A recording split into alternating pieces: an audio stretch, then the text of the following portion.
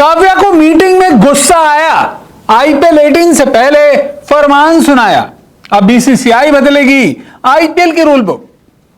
जी हां, मुंबई में आईपीएल के तमाम टीम मालिकों की आईपीएल गवर्निंग काउंसिल और बीसीसीआई के साथ एक अहम बैठक हुई।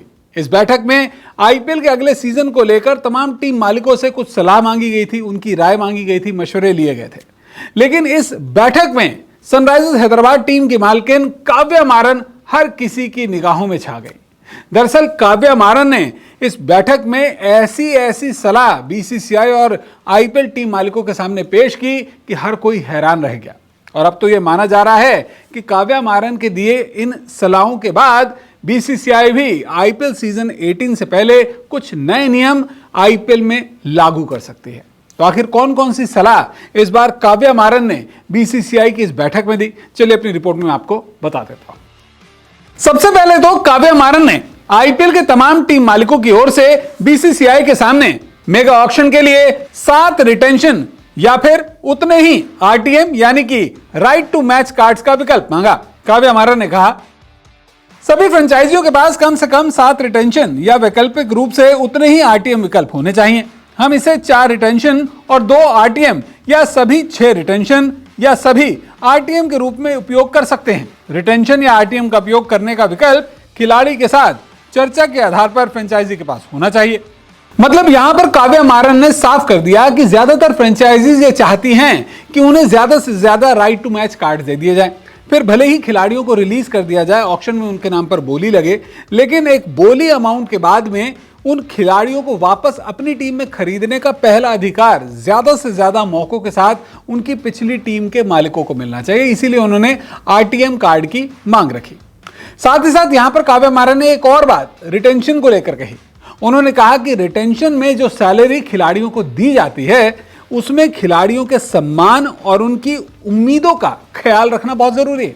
काव्या मारन यहां पर कही, अतीत में ऐसे कई मामले रहे हैं जहां एक खिलाड़ी नीलामी में जाना पसंद करता है जब उसे लगता है कि रिटेंशन राशि कम है। ऐसे भी मामले रहे हैं जहां कई खिलाड़ियों ने महसूस किया कि उन्हें पहला रिटेंशन होना चाहिए और अगर पहले रिटेन नहीं किया गया तो उन्होंने इसकी बजाय नीलामी में जाने के लिए कहा है। इससे बचने के लिए हम खिलाड़ियों को बाजार से मिली कीमत पर या तो रिटेन या आरटीएम का मौका दे सकते हैं, जिससे यह सुनिश्चित हो सके कि खिलाड़ी रिटेंशन कीमत से नाराज ना हो। यानी यहां पर काव्या मारन ने बीसीसीआई को ऐसी सलाह दी कि कुछ खिलाड़ी कहते हैं कि भाई मुझे आप रिटेन ना करें क्योंकि शायद रिटेन करोगे तो कम पैसे मिलेंगे, मुझे आप ऑक्शन में भेज दीजिए, ऑक्शन में मुझे ज्यादा कीमत मिल सकती है। ऐसी स्थिति में एक खिलाड़ी ऑक्शन में जाए और खुद अपनी मार्केट प्राइस का अनुमान लगा ले। अगर उसे ज्यादा पैसे मिलते हैं तो उसे राइट टू मैच कार्ड के साथ ज्यादा कीमत पर खरीदा जा सके, और अगर वो कम बोली में खरीदा जाता है तो भी ऐसी सिचुएशन में खिलाड़ी को अनुमान लग जाए कि उसे रिटेंशन में ज्यादा पैसे मिल रहे थे। तो यहां पर खिलाड़ी और टीम मालिक दोनों का ही फायदा होगा। और ऐसा अधिकार देने के लिए काव्या ने बार बार कहा कि बीसीसीआई को जो मेगा ऑक्शन है उससे पहले आरटीएम कार्ड ज्यादा से ज्यादा टीम मालिकों को दिए जाने चाहिए। इसके अलावा एक और बात जो रिटेंशन को लेकर काव्या मारन ने कही, वो ये कही कि रिटेंशन नियम में विदेशी खिलाड़ियों को रिटेन करने की जो सीमा है कि ज्यादा से ज्यादा 2 विदेशी खिलाड़ियों को रिटेन किया जा सकता है, इस पाबंदी को भी हटा दिया जाना चाहिए। यहां पर काव्या मारन ने कहा, हर टीम अलग तरह से बनती है और विभिन्न टीमों की मुख्य ताकत अलग अलग होती है। कुछ के पास मजबूत विदेशी खिलाड़ी हैं तो कुछ के पास मजबूत भारतीय खिलाड़ी हैं तो कुछ के पास मजबूत अनकैप्ड खिलाड़ी हैं। हमारे मामले में हमारे पास विदेशी खिलाड़ियों का एक मजबूत कोर है। रिटेन किए गए कैप्ड अनकैप्ड विदेशी खिलाड़ियों की संख्या फ्रेंचाइजी के विवेक पर होनी चाहिए, ना कि प्रतिबंधित। उदाहरण के लिए हम 4 विदेशी और 2 कैप्ड भारतीय या 3 विदेशी और 3 अनकैप्ड भारतीय आदि को रिटेन कर सकते हैं। इसके अलावा काव्या मारन ने आईपीएल के धोखेबाजों पर भी बैन लगाने की वकालत कर डाली। काव्या मारन ने यहां पर उन खिलाड़ियों का जिक्र किया जो कि मेगा ऑक्शन में अपना नाम देते हैं, कम कीमत लगने पर नाराज हो जाते हैं और फिर सीजन से ठीक पहले किसी कारण के चलते आईपीएल खेलने से इनकार कर देते हैं। काव्या मारन ने यहां पर गुस्सा जताया।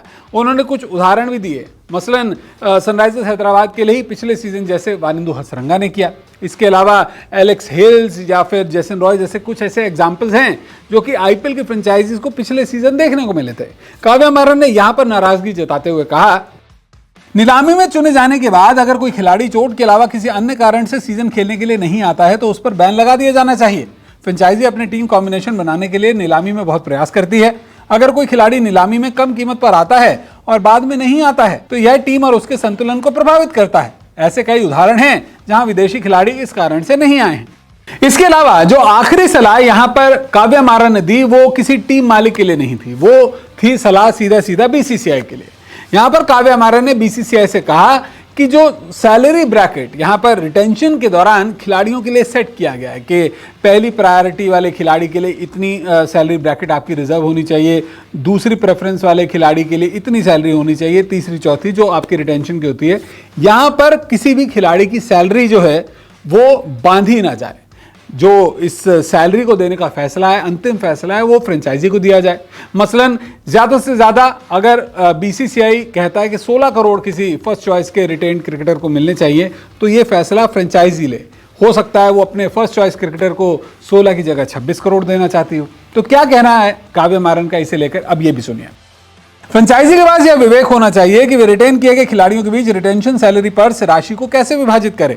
यह संघर्ष की स्थितियों को रोकेगा जहां खिलाड़ियों को लगता है कि वे समान क्षमता के हैं, लेकिन एक खिलाड़ी को अधिक राशि मिलती है जबकि दूसरे को पूर्व निर्धारित ब्रैकेट के आधार पर कम मिलता है। यह ऑफ कॉन्ट्रैक्ट भुगतान की संभावना को भी समाप्त करेगा। वैसे पहला मौका नहीं है जब काव्या मारन ने अपनी समझदारी से हर किसी को चौंकाया हो।